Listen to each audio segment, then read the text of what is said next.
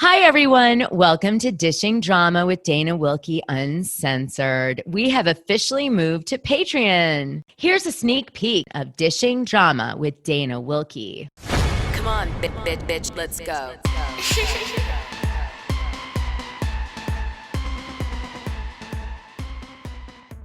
All right, let's move on to the JFK files that just dropped by the Trump administration, the Justice Department, and let's see if there's anything juicy in them. I meant to do this a few days ago, and I kind of forgot about it, I guess, because the Epstein documentation that they dropped wasn't that juicy. I wasn't that excited about JFK, but then I looked into it, and it looks better than I thought. So let's cover that now. I'm taking a little break from reality TV. I'll be back covering it again next Sunday. And of course, on my Tuesday bonus audio for Diamond members, but I needed a break. So you guys, JFK about the assassination dropped on March 22nd, 2025.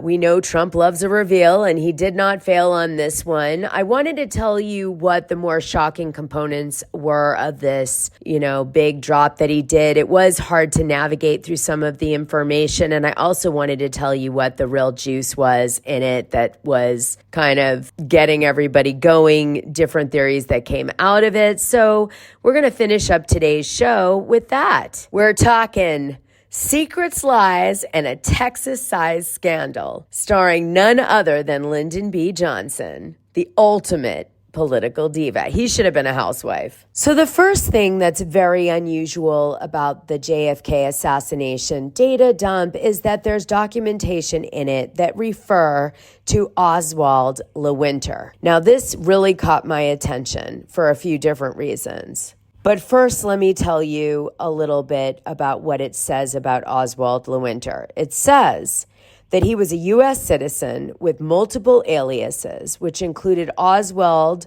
J. Lewinter, Jim Lewinter, James Lewinter, and Oswald Winter, and Paul Brugioni. And oddly, he was connected in some way to the data dump to do with JFK's assassination. He's not directly implicated or linked with JFK's assassination. So the question is, why is there information about a burn notice that was issued in regards to Oswald Lewinter in this file dump? It means that somehow people in charge saw a link between Oswald Lewinter, potentially, and JFK's assassination. And they wanted to include information about his status with the CIA. Now, this brings me to who Oswald Lewinter is and also what a burn notice is. A burn notice is usually used by the CIA when someone's cover is blown. In this particular case, the CIA seemed to blow this guy, Oswald Lewinter's cover, because he wasn't truly who he said he was. So he was fabricating his relationship and access to information and role with the CIA. And so they did a burn notice calling out his identity and saying, this is not true what he's saying. So they wanted to compromise his identity in this particular case. That's obviously not the way burn notices usually work. So what's odd is, why is this gentleman's burn notice, where they call out his relationship with the CIA as being fraudulent and a swindler, being included in a file to do with JFK's assassination in 1963? There's one theory to do with why this gentleman was involved in the data drop and the way that he appears, and that is that maybe the CIA was trying to kill any conspiracy theories related to Lewinter being involved in the JFK assassination, because he's been in a lot of, very interesting and deep scandals like Princess Diana. I'll get to that in a minute, and her murder. That's one way, right, that people have looked at this. Other ways people have looked at this is, could the CIA have been lying and using him as an agent, or maybe even a rogue agent, to muddy the waters, to protect what really happened and confuse people and make them look away from, what really occurred during the assassination. So kind of like a CIA operative that they tell to do a bunch of things, and then they say, oh, that guy was operating by himself and he was a liar, and you can't listen to anything, he said or does as it's related to JFK or otherwise. Maybe they were even afraid of something that this particular person knew about the assassination or was saying he knew. But needless to say, that was definitely in the files and piqued my interest. Now, something else you need to know about Lewinter is that before he became a U.S. citizen, he was actually born in Vienna, Austria. Most of his family perished in the Holocaust because he's Jewish. He moves to New York to escape the prosecution, and he has a generally normal upbringing at that point, college educated. But then he gets arrested in 1984. He's arrested by German authorities for his part in a scheme to smuggle chemicals used to manufacture methamphetamine into the United States. He's extradited to the U.S. and he's sentenced to 6 years in prison. He's released after 2 years and he returns to Germany, where he works as a psychoanalyst. Now, while he's in prison, he makes friends with Karl Kocher, and he speaks to him quite often. Now, Karl is important because he's a Czechoslovakia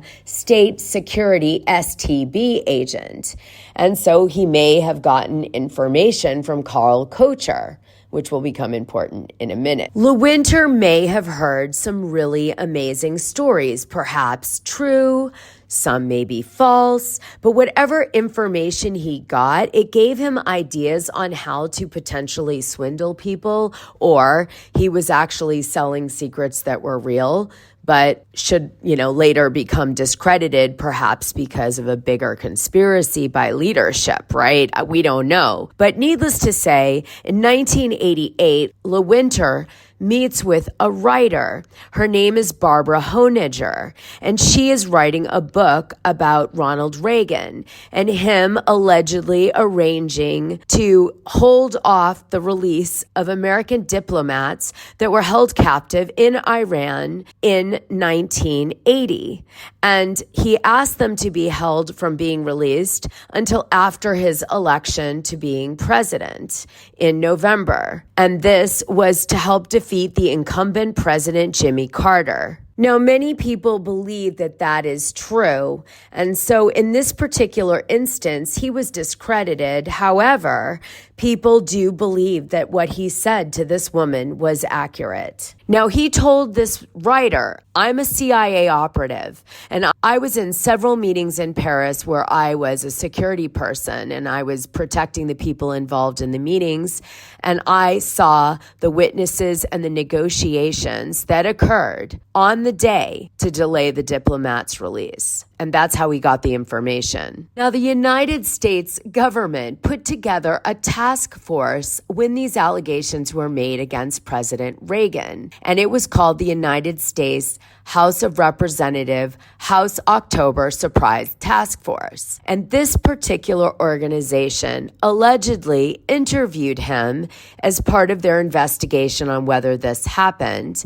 And Lewinter, I guess, said in 1993 under oath that the October surprise allegations that he had made were a complete fabrication, and he was not a military intelligence official. Here's where his ties to JFK come in his biography. He was included in something called the 1998 Assassination Record Review Board report. All right, so what this was a board that worked in conjunction with an American act to consider and render decisions when a U.S. government office sought to postpone the disclosure of assassination records. This particular board met for 4 years from October 1st, 1994 to September 30th, 1998, when the act was passed in 1992. And 98% of all Warren Commission documents, which was all surrounding documenting the evidence around the JFK assassination for the purposes, and I'll say this slowly, of public scrutiny, not to determine whether or not or how JFK was killed. So many of the documents that this particular group that was put together for public scrutiny around JFK's assassination has come out of it, okay? But again, why was he mentioned and why did they talk to him? Because as far as I know, he never said anything about the JFK assassination to them. So why was he implicated in any way in any conversations with them to discredit him as it relates to JFK? That's a mystery. And some people believe that it was really designed to throw people off the scent of some of the conspiracies that are like out there now. So just wanted to say that. Now, something you should know about Lewinter, too, is he was known for one famous fraud. Mohammed al-Fayed believed that the British government killed Princess Diana and his son Dodi Fayed in the 1997 famous car accident. Well, he ended up getting contacted by Lewinter, who said he was a CIA officer and supplied him with multiple CIA documents with a group of people in a location that he wanted to be outside of America, which kind of red flagged Mohammed. And so Mohammed, called the FBI and said, I want to make sure this guy's legit before I pay him and get these documents. And what they were able to establish, I guess, was that he was a fraudster. And so he was trying to hustle Mohammed al-Fayed out of, the money in return for these false, quote unquote, CIA documents that showed that the British government was involved in Princess Diana's death. After this all went down, he was arrested for fraud and he ended up serving more time in the U.S. related to this. But what was interesting about this, and where there's a little twist, is that Fayed hires Terry Lenzner, who's a chief counselor for the United States Senate Watergate Committee, to do a deep dive on Lewinter's reports, paperwork, and claims, which he gets arrested for being false. And he figures that it's actually not true. And so he says to, Mohammed, I look through all this and I don't think these are credible stories and documents. Well, in a turn of events, what's very unusual is even after he hears all this information, Mohammed gets other intel, I guess, from other people, and it still convinces him that the British government indeed killed Princess Diana and his son Dodi, even after all of this. So perhaps Lewinter had some truth in what he was saying, but just didn't have the evidence to back it up. It's possible that what he said was true, but his evidence was fraudulent, so we'll never know. The files that dropped recently also detail extensive CIA anti-Castro activities from 1960 to 1964, which included Operation Mongoose. In case you don't know what Operation Mongoose is, it was a covert CIA program that was authorized by President Kennedy in 1961 to destabilize the communist government of Fidel Castro in Cuba. And it had loads of different methods. It had military operations, sabotage operations, intelligence, assassination attempts on key political leaders, including Castro, which was the head of Cuba, espionage, and general disorder throughout Cuba. Kennedy used some very unusual methods as a part of this. Okay, let me give you an example. He hired bigwigs Howard Hunt and David Phillips from the CIA to do all these anti-Castro operations, which included things like exploding items, like, for example, maybe a cigar might be poisoned or something you would hold up and find in Cuba that was around would blow up, even hiring mafiosa hitmen like Johnny Roselli to be a secret assassin on behalf of the government, so it would look like a mob hit. Now, allegedly, Kennedy, who chose Lyndon B. Johnson to be his vice president and running mate, had tension with LBJ because they had very different styles. And it is possible that LBJ's... For the full scoop, join the Dishing Drama Dana Patreon. The link is in this audio description. It's only $6 a month and you'll get the best information and tea about the things you care about. and even the things you don't know you care about.